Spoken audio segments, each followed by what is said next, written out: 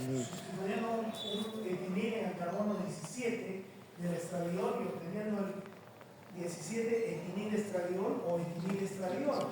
Este tiene mucho menos primer paso hepático, mucho menos metabolismo del primer paso, mejor biodisponibilidad y posibilita terapias estrogénicas con cualquiera de los objetivos que uno las use, pero ya por vía oral. Lo que antes contamos sobre el estradiol era una cosa muy nueva. Entonces sí es importante de destacar. Dentro de los no esteroideos hay una serie de sustancias, sobre todo medioambientales, que pueden ser naturales o sintéticas. Dentro de las naturales están aquellos que vienen de las plantas, que son los fitoesteroles, por ejemplo, la soya, los frijoles, todo eso tiene mucho fitoesterol, ¿no? Y también son sustancias con capacidad estrogénica. Ya con importancia toxicológica son sustancias estrogénicas de origen sintético, como el dietilestilbestrol, el bisfenol, el DDT. Alguna vez el dietilestilbestrol fue utilizado en terapéutica por problemas, por eso ya no se usa. Pues todas estas sustancias sintéticas medioambientales, sobre todo tienen un enfoque toxicológico, porque son sustancias que pueden producir estimulación estrogénica y traer complicaciones como cáncer de útero, cáncer de mama. ¿Dónde están presentes? En las pinturas, en las fábricas de plásticos, en los mismos plásticos, en los ambientadores que se usan para mejorar el olor. Por eso la mejor manera de mejorar el olor es teniendo las cosas limpias, pero no utilizando estas cosas que pueden producir, dentro de muchos problemas, estimulaciones estrogénicas que pueden terminar, incluso pueden ser un factor para el desarrollo de cáncer. Esa es la estructura de la que hemos estado hablando, ¿ya? Acá hay una serie de compuestos de los que hemos hablado también. Acá están los sintéticos, no esteroideos, y acá están algunos de los esteroideos de los que hemos hablado. Esta es la síntesis de los estrógenos, o sea, del estradiol y los otros.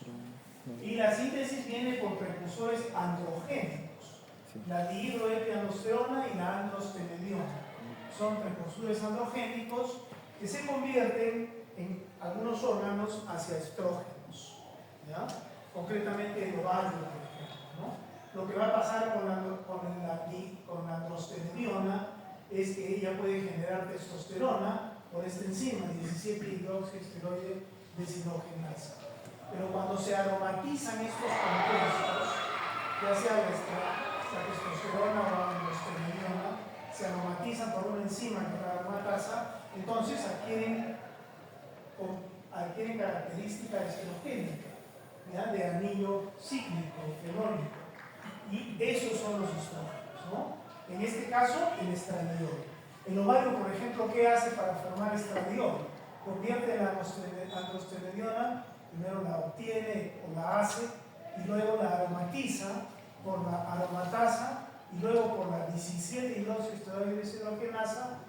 Al aromatizar la convierte en estrona, pero por la esteroide deshidrogenasa la va a convertir tipo 1, esteroide deshidrogenasa tipo 1, la va a convertir en estradiol.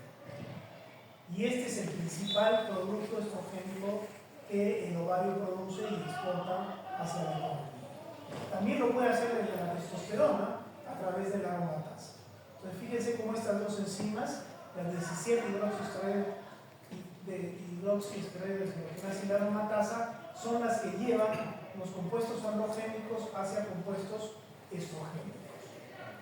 Luego el estradiol se va a metabolizar hacia estrona y estriol por las mismas enzimas, solamente que trabajan al revés. En el caso del hígado, el ovario tiene 17-hidroxiesteroide deshidrogenasa tipo 2, convierte estradiol en estrona. Y la estrona se va a convertir en estriol por una enzima parecida. Ya es un poco el metabolismo del estradiol. Entonces la estrona y el estriol son productos metabólicos del estradiol. Mientras la mujer tiene ovario y está en la edad reproductiva, porque ella en su ovario lo fundamental que produce es estradiol, porque tiene esta enzima tipo 1, tiene la aromatasa y entonces los compuestos esteroideos los convierte a estradiol. El ovario puede producir estrona y estriol, pero su principal y mayor producción es estradiol. Una vez que ese estradiol va a la sangre, se puede ir metabolizando en el hígado y otros lugares hacia estrona y estriol, que ya van a aparecer generalmente en la mujer en edad fértil como productos del metabolismo del estradiol en la orina excretado.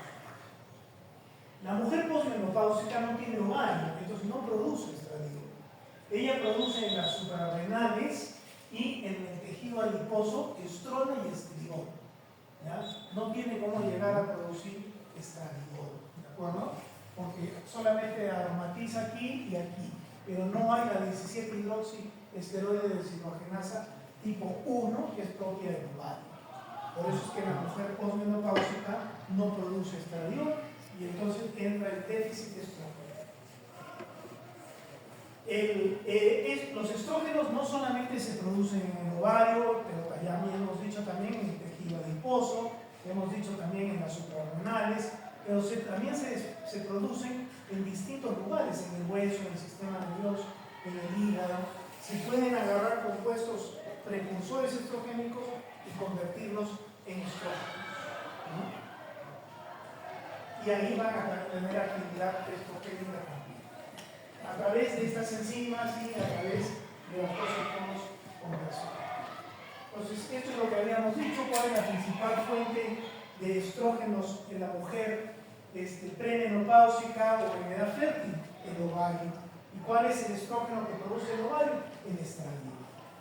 En el caso de la posmenopáusica, la cosa cambia porque ya el tejido adiposo y las suprarrenales lo que producen es, a partir de dihidroepialdosterona, producen estrona.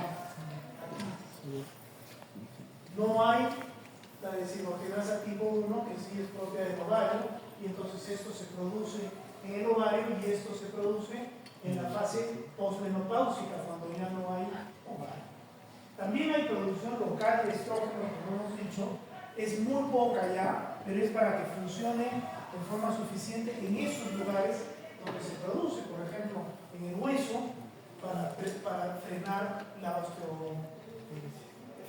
unidades de remodelación y la osteopenia que ya habíamos visto, en el sistema en la mama. Por eso es que el estrógeno produce o es un factor de riesgo de cáncer de mama, pero por supuesto el estrógeno también en la mama tiene otras funciones muy importantes, ¿no?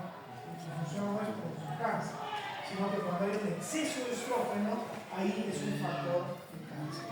Y ese exceso de estrógeno, ya hemos visto, puede estar esteroideo o no esteroideo en una contaminación ambiental.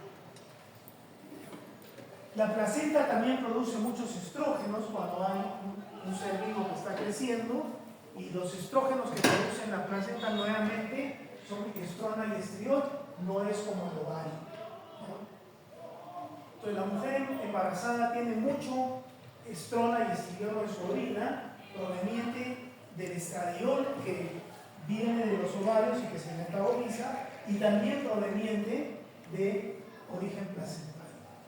A tal punto que, por ejemplo, algunos animales embarazados, como las yeguas, producen grandes cantidades de estrógenos, tipo estrona y estriol, que se llaman los estrógenos conjugados equinos, que esos se usan para producir estrógenos conjugados y dar terapia estrogénica, sobre todo de reposición postmenopáusica, como vamos a ver.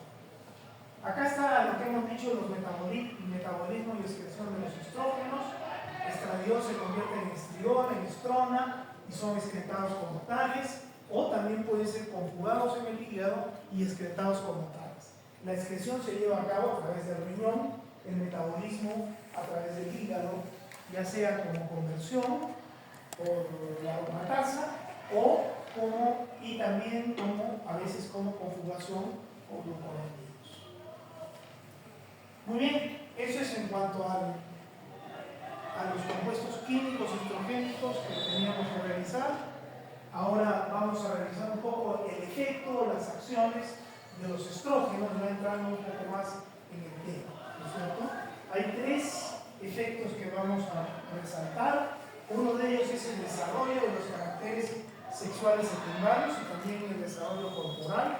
El otro es el contorno neuroendocrino del eje hipotálamo hipófiso ovárico, que vamos a revisar, que será en la mujer. Y el otro es, y que va acompañado por supuesto del ciclo menstrual.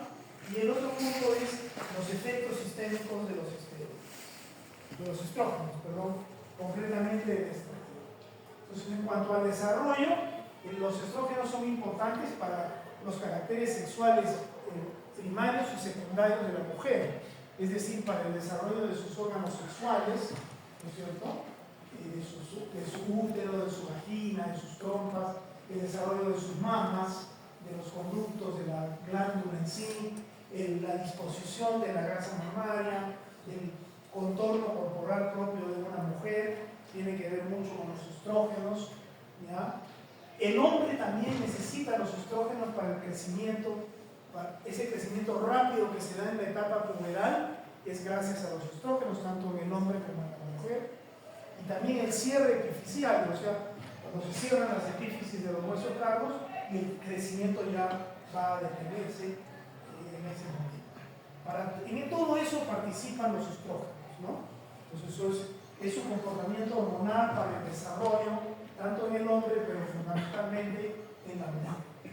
De esto no vamos a hablar mucho, solamente decir que cuando hay deficiencia estrogénica, estos desarrollos se pueden perturbar.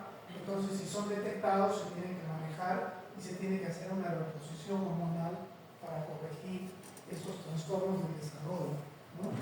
Mayormente no vamos a hablar de ello, nosotros vamos a hablar de la reposición post-menopausia, no tanto de esto, simplemente lo mencionamos. Estos dos aspectos sí los vamos a ver.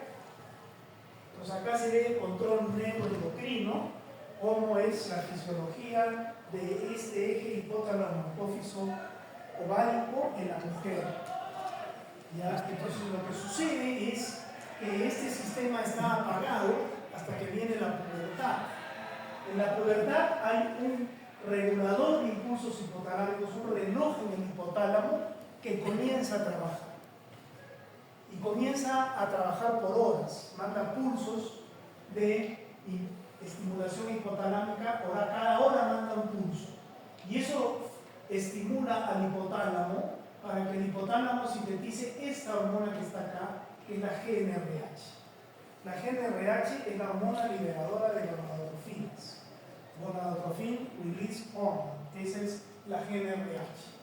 Esa es producida por el hipotálamo en la pubertad, cuando el estimulador de pulsos hipotalámicos despierta, que es independiente del GnRH, pero despierta y estimula a las células GnRH para que produzcan la hormona liberadora de gonadotrofina. Entonces así se van a producir impulsos horarios que van a llegar cada hora a la adenohipófisis, y en la adenohipófisis van a estimular unas células que son los gonadotropos. Estos gonadotropos van a liberar hacia la sangre hormona luteinizante y hormona folículo estimulante, que son las gonadotrofinas, y se van a liberar también en impulsos horarios. Es decir, que hay impulsos horarios de GnRH, o primero hay impulsos horarios del regulador impulsos hipotalámicos, luego hay impulsos horarios de GnRH que llegan a la hipófisis, y la hipófisis responde con impulsos horarios de gonadotrofinas, es decir, hormona luteinizante y hormona folículo estimulante. Esos impulsos horarios, que acá los tienes por ejemplo, van a llegar así en forma horaria por la sangre a los ovarios, porque este es un eje hipotálamo hipófiso ovárico. Van a llegar a los ovarios los impulsos horarios de gonadotrofinas LH y FSH, y van a estimular el crecimiento folicular en los ovarios. Los ovarios, bajo ese estímulo, van a comenzar a producir folículos y van a producir estrógenos y progesterona, y los estrógenos y progesterona van a hacer un feedback negativo en el eje. El estrógeno en particular, es decir, el estradiol, porque ya hemos dicho que lo que produce el ovario es estradiol. El estradiol tiene un efecto medio bizarro, digamos, medio particular en la hipófisis, ¿ya? porque normalmente frena la secreción de gonadotrofinas, normalmente la frena, pero bajo ciertas condiciones puede estimular. Y eso es fundamental para el comportamiento del régimen catamenial, del ciclo menstrual de la mujer, para la ovulación y para la concepción. Entonces, todo este eje que estamos describiendo tiene que funcionar bien para que la mujer tenga adecuada cantidad de estrógenos y progesterona y estas hormonas cumplan con todos los roles que hemos visto y que vamos a ver, y cumplan con el que se plasme adecuadamente el ciclo menstrual. Entonces, con eso la mujer tenga un ciclo menstrual adecuado y con eso tenga una fertilidad. Por eso es lo que viene ahora es el ciclo menstrual. El ciclo menstrual tiene dos fases, la fase folicular y la fase lútea. La primera fase dura más o menos 28 días, pero la primera mitad es gobernada por el crecimiento folicular. Entonces, esas hormonas gonadotrofinas que están viniendo estimulan en el ovario el crecimiento folicular. Comienzan a crecer los folículos. Al final de la fase folicular, un solo folículo va a quedar predominante, ¿ya? Y es el que tiene el óvulo que va a eclosionar. Pero todos esos folículos producen fundamentalmente ¿qué hormona? Estrógenos. Fíjense cómo los estrógenos comienzan a aumentar. La progesterona no. Los folículos no producen progesterona. Entonces, ese desarrollo folicular va a desarrollar los folículos y esos folículos producen estrógeno. Y el estrógeno que se va produciendo, que es estradiol, va frenando a la hipófisis en su producción de gonadotrofinas. Normalmente la va frenando porque va regulando el eje. Otra cosa que va pasando en este periodo del ciclo es que el endometrio prolifera. Miren cómo aumenta tremendamente de volumen. O sea, hay mitosis. ¿Por qué? Porque el estrógeno es una hormona mitótica, proliferante. Ella hace que se dupliquen, que se repliquen las células. Y por eso es un factor de cáncer de endometrio, por eso es un factor de cáncer de mama. ¿Ya? Porque ella es mitótica. No le interesa qué pase, mitosis. Entonces, por eso esta primera fase del ciclo se llama la fase folicular o fase estrogénica, porque predomina el estrógeno, o fase proliferativa, porque el endometrio, que es la capa más interna del útero, se prolifera y crece. Esa es la primera fase. Producto de este crecimiento folicular, como hemos dicho, al final queda un folículo predominante, ¿ya? Y pasa algo muy interesante. Cuando el estradiol llega a niveles muy altos, 150 picogramos por centímetro cúbico en la sangre, por un periodo de horas prolongado, ¿producto de qué? Producto del crecimiento folicular. Pero cuando eso sucede, por alguna razón, nosotros hemos dicho siempre que el estrógeno frena la hipófisis, pero por una razón, cuando llega a cifras tan altas y por un tiempo prolongado, esa inhibición sobre la hipófisis se suelta, se frena o se suelta en forma brusca. Y eso hace que la hipófisis que estaba inhibida, ¡pum!, secrete un montón de LH y FSH. Ese fenómeno se conoce como el pico de LH. Este es el pico de LH. ¿Por qué se produce? Porque hay mucho estrógeno folicular que llega a estos rangos. El pico de LH. El pico de LH es fundamental. ¿Por qué? Porque se sabe bien, no se sabe por qué, pero sí se sabe bien, que el pico de LH es fundamental o precede a la ovulación. En otras palabras, si no hay pico de LH, no hay ovulación. Por más que la mujer tenga un folículo listo para reventar, si no hay pico de LH, no revienta. No hay ovulación. Si no hay ovulación, entonces, esa es la importancia radical en fertilidad del pico de LH. ¿Por qué es producido el pico de LH? Ya hemos visto, ¿no? Por una cuestión estrogénica. Una vez que se produce el pico de LH, inmediatamente e inevitablemente va a venir la ovulación. Se rompe el folículo, sale el óvulo, va a las trompas, buscando ser fecundado. Ese folículo que se ha roto, ya se rompió, ya no trabaja, ya no produce, su chamba ya no va a ser producir estrógenos y se convierte en otro órgano, ya no folicular, o en otro cuerpo celular ya no folicular, sino que se llama el cuerpo amarillo. Y entonces entramos a la segunda fase del ciclo. La segunda fase del ciclo se conoce como la fase lútea, porque el cuerpo amarillo es el cuerpo lúteo. O también fase progestacional, porque lo que va a predominar en la segunda fase del ciclo es la progesterona y no el estrógeno. Entonces la fase lútea o fase progestacional. Y también se le conoce como fase secretoria. ¿Por qué se le conoce como fase secretoria? Porque la progesterona, esa hormona, es una hormona ya no mitótica, sino de diferenciación. Y entonces la mitosis descontrolada que se produjo en la primera fase del ciclo se traduce en una diferenciación. Entonces hay células que se van a diferenciar en glándulas, hay células que se van a diferenciar en vasos sanguíneos y en otras cosas para formar un endometrio secretorio. Por eso también se llama esta fase secretoria y esta otra fase se llama proliferación.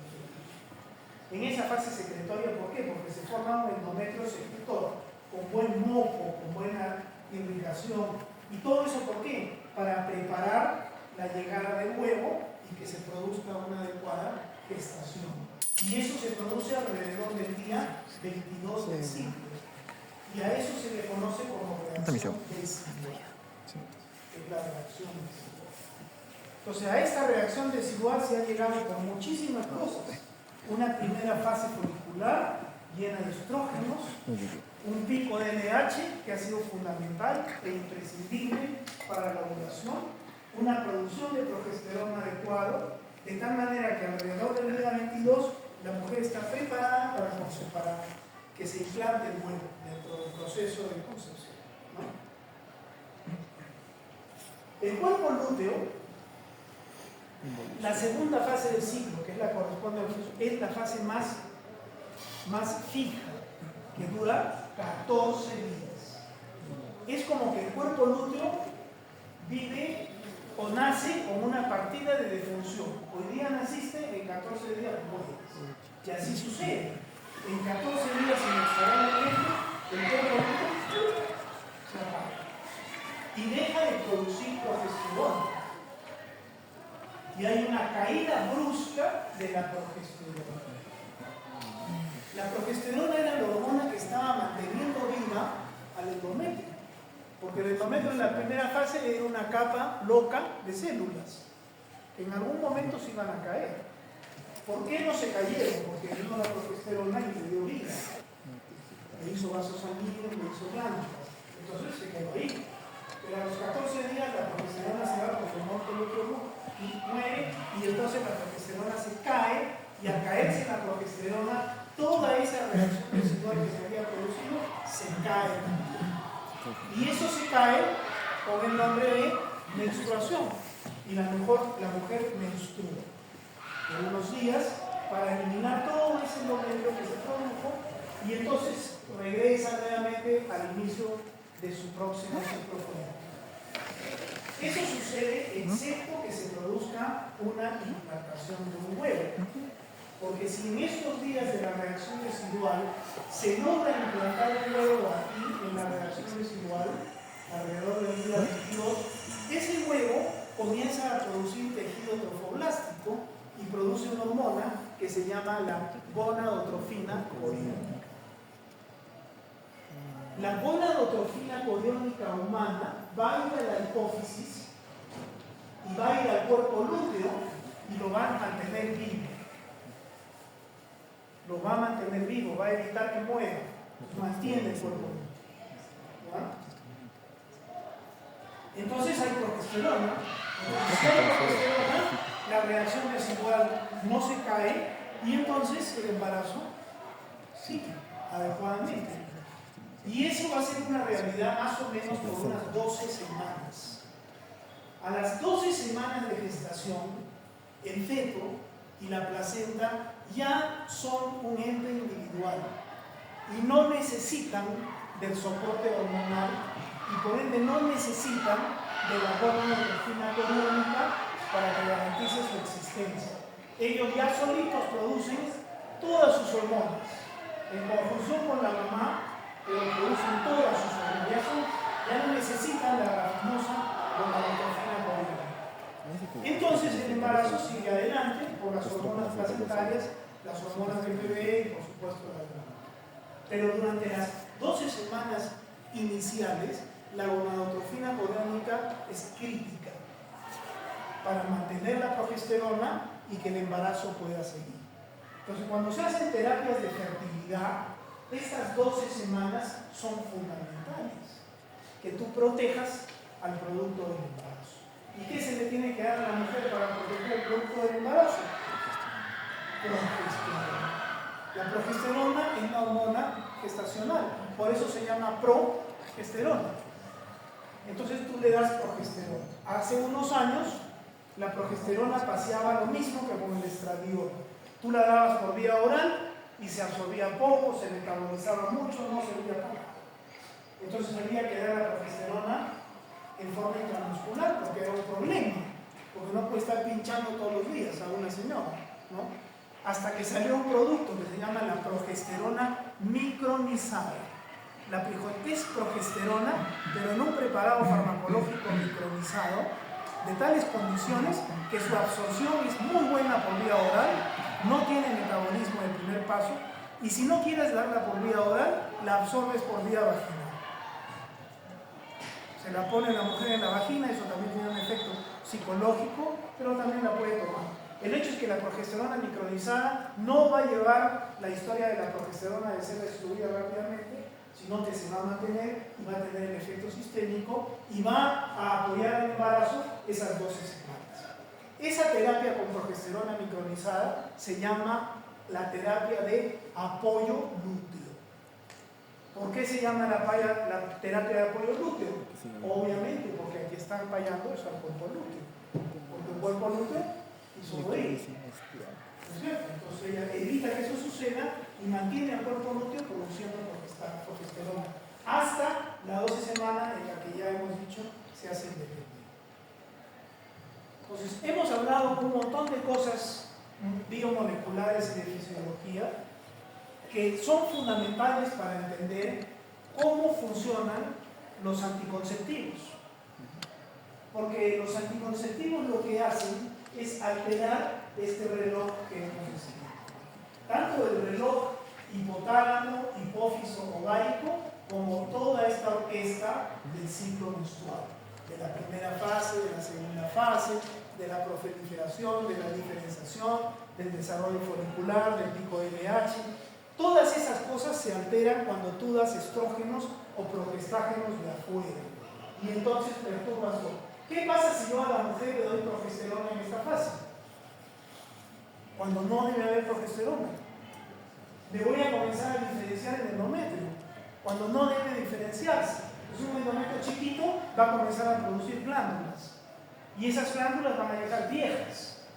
No están maduras, no es el momento. ¿Te das cuenta? Y solo lo induzco dándole progestágenos en la primera fase.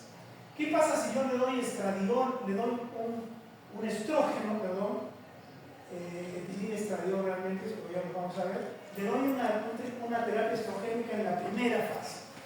Voy a alterar el ciclo de acá, el eje, de tal manera que el estrógeno no va a subir tanto como debería subir, hasta 150, no va a subir, porque yo se lo estoy dando de afuera y estoy manipulando el eje. Si el estrógeno no sube a 150, ¿qué no va a haber? Pico de LH. Pico de LH. Y si no hay pico de LH, no hay ovulación. Y si no hay ovulación, es imposible que haya embarazo. ¿Qué pasa si yo le doy estrógeno en esta segunda fase? Cuando quien debe predominar es la progesterona, le altera la reacción residual. Y entonces viene el huevo, no encuentra una buena reacción residual, no se implanta. O si se implanta, se muere. Y entonces se altera todo. Eso hacen los anticonceptivos hormonales. Todavía no hemos hablado nada de ellos, pero ya sabemos cuáles son esos mecanismos de eso. De paso que hemos empezado todo lo que pasa aquí. Bueno, básicamente. Esto de abajo es lo que tenemos que ver con lo nuevo, porque lo vamos a lo mismo. El estrógeno produce contracción. El estrógeno contrae la trompa, contrae el útero. ¿Ya? Entonces, en la primera fase del ciclo menstrual, que es estrogénica, hay contracción uterina, sí, hay contracción de trompa, sí, y todo eso sirve para que las cosas se acomoden y para que el óvulo, cuando llegue, progrese pues, adecuadamente y los espermatozoides suban por el útero y suban por la trompa hacia donde tienen que ir a fecundar. Entonces, si yo te doy estrógeno, más bien la progesterona frena la contracción para que haya paz y tranquilidad alrededor del día 22 y todo se produzca como debe ser.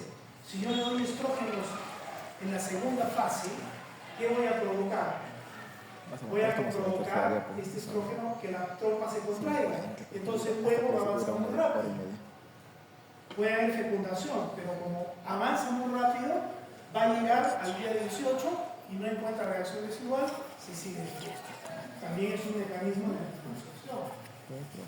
El estrógeno contrae el útero. Si yo le doy estrógeno en la segunda fase, le contraigo el útero y le puedo también que se caiga la decidua o que no progrese el huevo a la velocidad que tiene que progresar.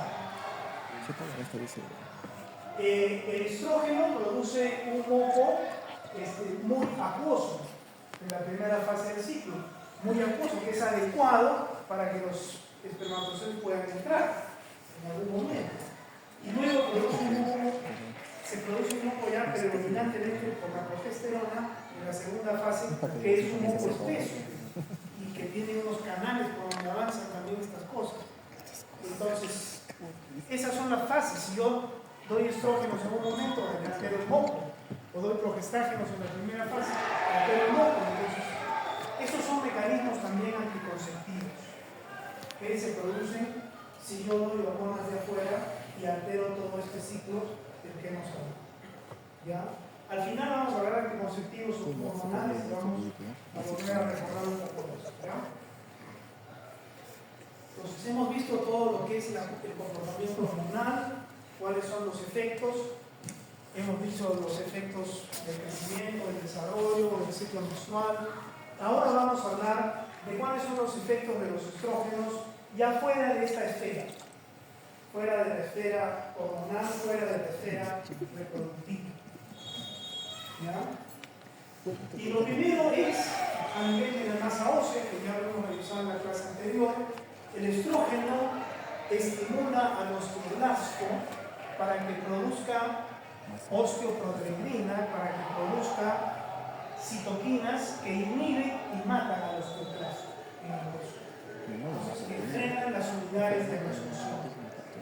Entonces, el estrógeno, el estradiol, es una hormona que disminuye la resorción ósea, frena la resorción ósea, disminuye las unidades de remodelamiento. Lo hace a través del osteoblasto y el osteoblasto secreta sustancias que inhiben al osteoclasto. Esto ya lo hemos revisado en nuestros huesos, ¿no? Pero es un efecto de los estrógenos y entonces se dan los estrógenos por eso en la mujer postmenopáusica para frenar la resorción ósea postmenopáusica. Esto es lo que hemos dicho, ¿no? Ya lo hemos visto cuando hemos hecho osteoporosis. Y ahí está la famosa osteoproteína que la hemos analizado cuando hemos hecho calcio. ¿Qué pasa a nivel de los lípidos? Los estrógenos en el hígado producen un buen perfil lipídico, por eso una mujer normalmente tiene mejor perfil lipídico que el hombre mientras esté en su etapa reproductiva. O sea, los estrógenos hacen que haya más HDL y que haya menos LDL. Es un buen perfil lípido y es por un efecto del estrógeno en el hígado. ¿Ya? Cuando la mujer se hace posmenopáusica también pierde esta virtud. Entonces, si yo doy estrógenos puedo mejorar el perfil lipídico, pero aquí hay un problema. Puedo producir una piriquitogénese. Definitivamente el estrógeno produce cálculos biliares en la vesícula y en las vías biliares, es un factor. Por eso las mujeres tienen mucho más polilitiasis y por eso las mujeres tienen más cáncer de vesícula. Porque el cáncer de vesícula está íntimamente acoplado a la enfermedad calculosa vesicular. Y por eso todo paciente que tiene, no es que yo sea cirujano, pero todo paciente que tenga cálculos en la vesícula debe operarse. Porque si espera y esa inflamación crónica le da cáncer de vesícula, se va a morir. Porque el cáncer de vesícula tiene una mortalidad que ya prácticamente es letalidad. Hay muy pocos casos de pacientes de cáncer de vesícula que se van a curar. Muy pocos. Y el principal factor para el desarrollo del cáncer de vesícula es la polilitiasis. Pero la piriquitogénica no es algo que podamos soslayar, es algo importante. Es un problema que trae la terapia estrógena. Luego, ¿qué pasa en la coagulación? Esto pasa en el hígado. Los estrógenos pueden aumentar algunos factores, disminuir otros, pero al final lo que sucede es que desbalancean la coagulación. Provocan un desbalance de la coagulación que pone al sistema sanguíneo en un estado protrombótico. Y son un factor por ende de tromboembolia venosa. Por eso la trombosis venosa profunda es mucho más frecuente en las mujeres, ¿no? Los factores de trombosis venosa fundamentales son la obesidad, el tabaco, los estrógenos, el cáncer y el hecho de no moverse. Porque cuando uno camina, se mueve, se contrae la bomba muscular y la bomba muscular no permite que la sangre se empose en la pelvis y no haya trombosis. Esos son los factores. Entonces uno de los principales, el principal factor es el tabaco y el estrógeno. Entonces los estrógenos, si yo doy estrógenos de afuera, le estoy aumentando el riesgo a esa persona, a esa mujer, de que tenga trombosis venosa.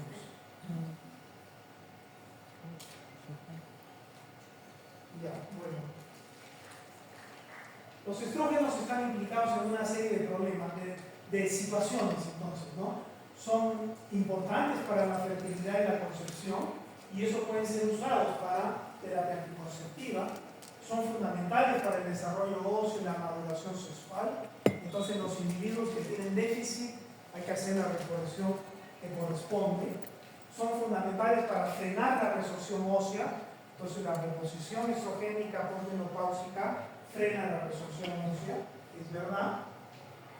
Son beneficiosos desde el punto de vista cardiovascular porque mejoran los lípidos y mejoran la salud del endotelio. El endotelio es la célula que protege la microcirculación, porque el endotelio secreta prostaciclina y óxido nítrico. Y la prostaciclina y el óxido nítrico son vasodilatadores y antiplaquetarios, o sea, mantienen una microcirculación funcional. ¿Ya? Y el estrógeno estimula el endotelio, produce un endotelio sano. Cuando eso no sucede, hay lo que se llama la enfermedad endotelial. La enfermedad endotelial, que es producida por el déficit estrogénico, por la aterosclerosis, por la dislipidemia, por la hipertensión arterial, por el tabaco, hacen que el endotelio enferme. Y un endotelio enfermo no produce óxido nítrico y prostaciclina. Entonces, ¿quién predomina? El trombosano. Y entonces hay coágulos. Por eso son factores coronarios o factores de riesgo cardiovascular. Los lípidos, la hipertensión, etc., la obesidad. Porque dañan el endotelio, producen enfermedad endotelial. El estrógeno al revés produce un endotelio sano. Y al final la trombosis venosa. Entonces, fíjense cómo los estrógenos traen cosas buenas y traen cosas malas. Los estrógenos son necesarios para la madurez, el desarrollo, la fertilidad, pero los estrógenos pueden producir pueden producir trombosis venosa, los estrógenos pueden producir cálculos biliares, los estrógenos pueden producir mitosis mamaria, son un factor de cáncer de mama, un factor de cáncer de endometrio, un factor de tumores hepáticos. Pues no todo es bueno en los estrógenos, hay algunos problemas. Entonces hay que determinar bien a qué paciente se le da o no se le da estrógenos y por qué razón. Y si se le da, siempre hay que cuidar a esa paciente de que no vaya a desarrollar problemas de ese tipo. Listo. Entonces, ya hemos visto las implicancias clínicas, más o menos, y las acciones de los estrógenos. Ahora vamos a ver su mecanismo de acción. El estrógeno es una hormona con un mecanismo de acción muy complejo. Es una hormona esteroidea. Entonces, como toda hormona esteroidea, su receptor está en el citosol. Una vez que entra, agarra sus receptores, se dimerizan, se forman complejos de 2 con sus estrógenos, con su estradiol, se mete al núcleo y en el núcleo modifica la síntesis de RNA.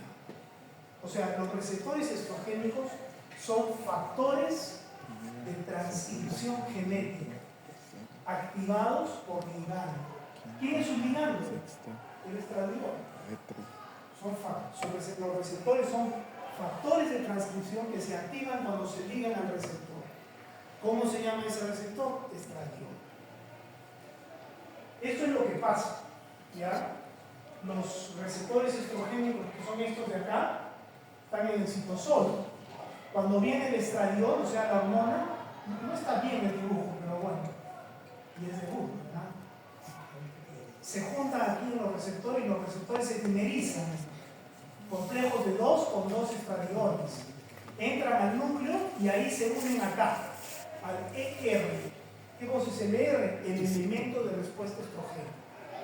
Igualito actúa la testosterona, igualito actúan los corticoides, solo que los corticoides unen el elemento de respuesta glucocorticoidea. La testosterona une el elemento de respuesta testosterogénica y así va la vida. En este caso se unen a los elementos de respuesta estrogénica, en el DNA, en el gen. Y cuando se unen, si esto es estradiol, se reclutan otras sustancias que se llaman coactivadores. Vienen esos coactivadores que hacen que la histona se acetile. Son acetiladores de histona. ¿Qué es la histona? La histona es una macroproteína que está unida al DNA y que lo tiene enrollado. Estos discos grandazos de acá son las histonas. ¿Ya? El DNA se queda chico frente a las histonas. ¿Ya? Pero las histonas lo tienen englobado el DNA. Pues mientras está englobado no puede haber estimulación génica. ¿Qué hace el estradiol? Se une a sus receptores, se dimeriza, se une a los elementos de respuesta estrogénica, recluta coactivadores, se acetila la histona y la histona se abre. Cuando la histona se abre, entra este GTA. El GTA es el aparato de transcripción general. Son un montón de enzimas recontra complejas que son las que van a leer el DNA y van a sintetizar RNA del cerebro. Fíjense cómo el estradiol está fomentando que se lea un gen y que se transcriba hacia RNA. Por eso hemos dicho que el receptor del estrógeno, ¿qué cosa es? Es una molécula activadora de la síntesis de RNA por ligando. Es un factor de transcripción activado por ligando. Muy bien, eso es lo que pasa cuando viene el estradiol. Aquí vienen los efectos a través de ese RNA mensajero. En el citosol se van a sintetizar proteínas y eso va a producir todos los efectos que hemos estado describiendo. ¿Ya? Pero, ¿qué sucede? Puede suceder lo contrario. Puede suceder lo contrario. que la sustancia estrogénica una los receptores. ¿Por qué ponen T acá? Porque está ejemplificando un fármaco que vamos a ver, que es el tamoxifeno, que se usa para combatir el cáncer de mama. Miren lo que pasa con el tamoxifeno. Es un estrógeno, porque liga el receptor estrógeno. Para ser un estrógeno tú tienes que ligar el receptor, lo demás ya no te importa. Es un estrógeno. Liga el receptor, se une a los elementos de respuesta estrogénica, pero en lugar de reclutar coactivadores, recluta correpresores. Y en lugar de acetilar la histona, se desacetila la histona. Entonces la histona, mira cómo se pone. Más pegadita, más enrollada. Si la histona se enrolla, el DNA no se puede ver. Entonces aquí ¿qué ha habido con el estradiol? Una respuesta de transcripción. Aquí hay una respuesta de correpresión. No va a haber transcripción. No va a haber síntesis de RNA, no va a haber síntesis proteica. Y los dos son compuestos estrogénicos, el estradiol y el tamoxifeno, los dos. Pero uno se comporta efectivamente como estrogénico y el otro como antiestrogénico. Así de compleja es la respuesta con el estrógeno. Esto también pasa con los glucocorticoides. ¿Ya? No pasa con la testosterona, no pasa con otros esteroides. Y donde se ha conocido y donde pasa más es con el estrógeno. ¿Y por qué sucede que una sustancia puede ser estrogénica o puede ser al final antiestrogénica? O sea, puede ser transcriptora o puede ser represora. Va a depender primero de la sustancia, cómo estimula el receptor. Segundo, del tipo de receptor que estimula. Y entonces ahí la cosa se complica mucho. Hay dos tipos de receptores estrogénicos, alfa y beta, genéticamente diferentes. Son dos proteínas diferentes. Entonces, la respuesta estrogénica es muy variable. Por eso es que es tan compleja la endocrinología femenina, ginecológica. Para la fertilidad y para todo lo que la quieras enfocar, es una cuestión divina y es una cuestión muy compleja, porque son dos receptores diferentes. Y la mama de repente tiene más alfa o más beta en una mujer, y en otra mujer tiene más beta que más alfa. Entonces se comporta diferente. Es un rompecabezas enorme. ¿Ya? De tal manera que puede haber sustancias totalmente estrogénicas, como el estradiol, o sustancias totalmente antiestrogénicas, como el clomifeno. El clomifeno no importa que agarre alfa, que agarre beta, ¿ya? No importa, él siempre va a ser represor. El estradiol, no importa que agarre donde esté, cómo vaya, siempre va a ser transcriptor. Pero en el medio de estos dos extremos aparecen un montón de sustancias que en unos lugares pueden ser estrogénicos y en otros lugares pueden ser antiestrogénicos. Hemos conocido uno acá, ¿cómo se llama? Tamoxifeno. El tamoxifeno es antiestrógeno en la mama, por eso se usa para el tratamiento de mama, pero puede ser estrogénico en el hígado y alterar la coagulación. ¿Ya? Eso ha dado puerta a un grupo de fármacos que se llaman los estimuladores selectivos de receptores estrógenos, dentro de los cuales está el tamoxifeno. El tamoxifeno es antiestrógeno en la mama, por eso sirve para el cáncer de mama, pero es estrogénico en otros sitios. Es su comportamiento. ¿Ya? Y hay otros fármacos más que ya vamos a revisar, pero sus efectos se asientan aquí, en la complejidad de la respuesta estrogénica a nivel celular y nuclear. Muy bien, entonces ya hemos visto incluso la respuesta, el mecanismo de acción, su respuesta genética, hemos hablado de la transcripción, de la regresión, cómo se viabilizan y de que hay sustancias estrogénicas totalmente, antiestrogénicas y en el medio hay de todo. Ya los vamos a conocer. Ahora vamos a hablar un poco de la farmacocinética de los estrógenos.